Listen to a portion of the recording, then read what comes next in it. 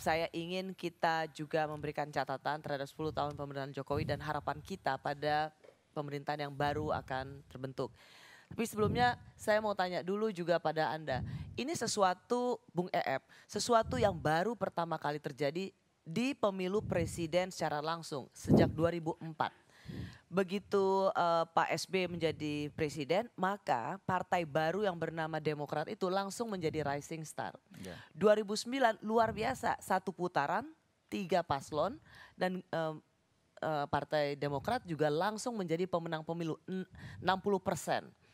2014 PDIP yang oposisi atau di luar pemerintahan bisa menikmati kejayaan PDI Perjuangan karena memiliki seorang Jokowi. Dan di 2019 PDI Perjuangan juga jadi 20% bisa mencalonkan sendiri capresnya kalau mau ya karena ada linear antara yang dipilih sebagai capres dan kepercayaannya pada partai pendukung.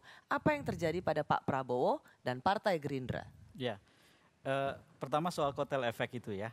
Jadi kalau kita nilai kotel efek misalnya dari survei, pertanyaan yang bisa diajukan antara lain dan biasa kami ajukan itu adalah apakah si pemilih itu memilih dulu calon presiden, lalu kemudian berdasarkan pilihannya itu dia mencari partai yang mengusung calon presiden itu. Angkanya itu 70-an%, sekitar 70-an% pemilih mengatakan itu. Jadi yang memilih partai dulu baru kemudian memilih capres itu 30-an%. Nah itu menunjukkan bahwa rembesan dari pilpres ke pileg itu sebetulnya memang ada, nyata. Tetapi dengan satu hukum yang jelas. Di Indonesia partai itu ada dalam 2 kelompok atau 2 ceruk. Yaitu ceruk majemuk dan ceruk agama atau Islam. Itu selalu ada hukum di mana kotel efek itu akan mengarah kepada sekelompok di Partai Islam dan di sekelompok di Partai Majemuk.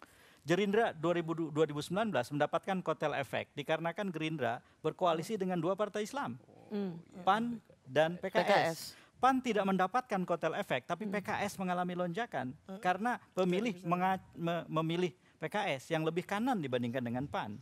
Tetapi Gerindranya sendirian sebagai partai majemuk.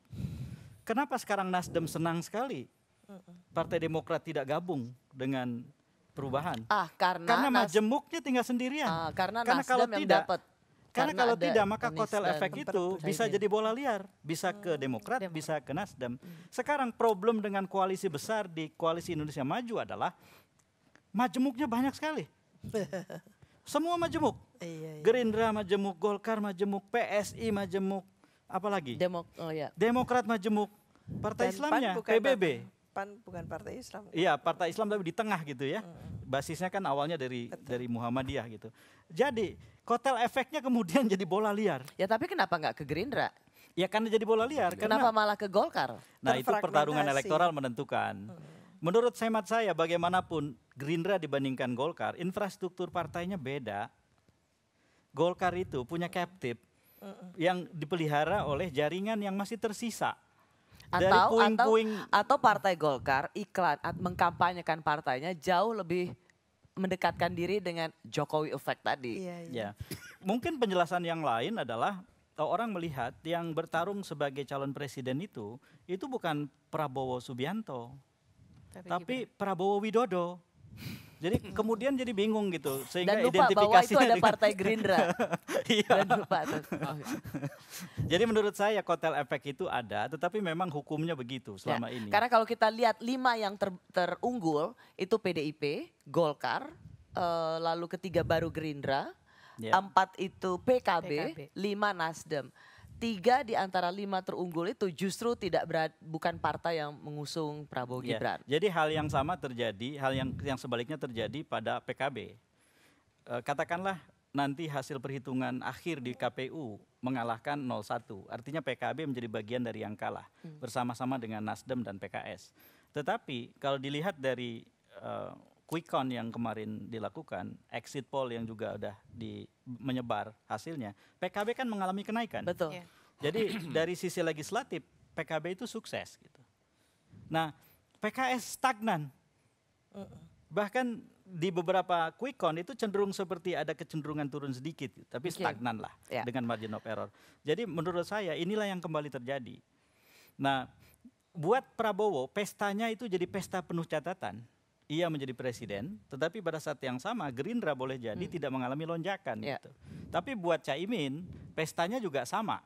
Ia tidak mungkin terpilih sebagai wakil presiden, tapi pada saat yang sama partainya mengalami kenaikan kursi. Menang banyak ya Iya, Caimin buat ya. Pak Jokowi juga, karena pestanya penuh catatan. Ada 2 catatannya. Catatan nomor 1 adalah PSI-nya mungkin tidak lolos, anak bungsunya tidak tertolong, mungkin. Catatan yang kedua, oposisi terhadap Pak Jokowi setelah pemilu bukan lagi menurun tetapi meningkat. Kalau tidak percaya tanya Rocky selain tanya saya. Oke. Ya, saya mau memberikan catatan Mbak Alisa.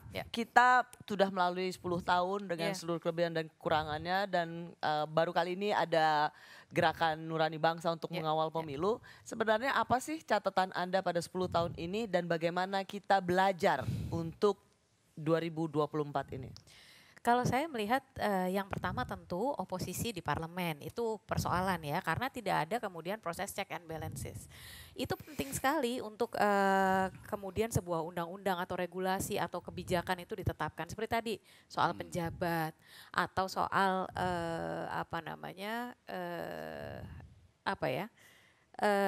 sebentar kok saya jadi lupa.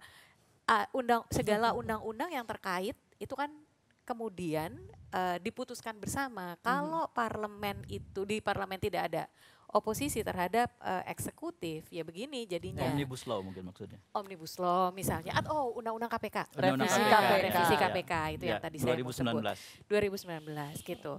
Jadi itu satu problem penting. Yang kedua adalah kita terlenakan dengan sosoknya, melupakan ada kaidah-kaidah kehidupan bernegara ini loh. Ini yang dipersoalkan oleh para guru bangsa ini. Kaidah-kaidah bernegara ini kemudian kita memberikan izin untuk dilanggar-langgar gitu. Permisif kita.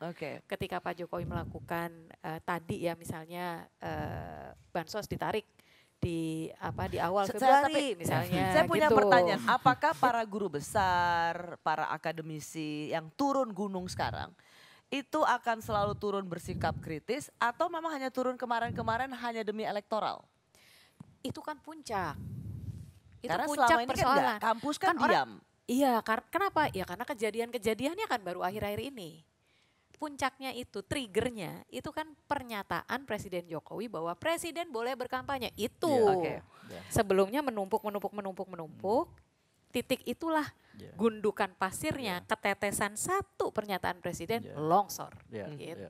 Dan ini menjadi catatan kita semua supaya para guru besar tidak hanya bersuara di sebelum kampanye, Dan tetapi juga bisa menjaga jarak dengan kekuasaan. Karena kalau hanya bersuara kemarin-kemarin itu artinya hanya demi elektoral. Dan rakyat juga perlu kritis, nggak hanya menyerahkan pada oposisi di parlemen. Terakhir, Bung Rocky Gerung silakan. Ya kita terima itu sebagai fakta, tapi fakta itu kan ada catatan panjang di belakang fakta itu. Dan satu waktu orang akan, bukan satu waktu, dalam 2 minggu ini ada aja kejadian kecil yang membuat fakta itu akhirnya dibatalkan.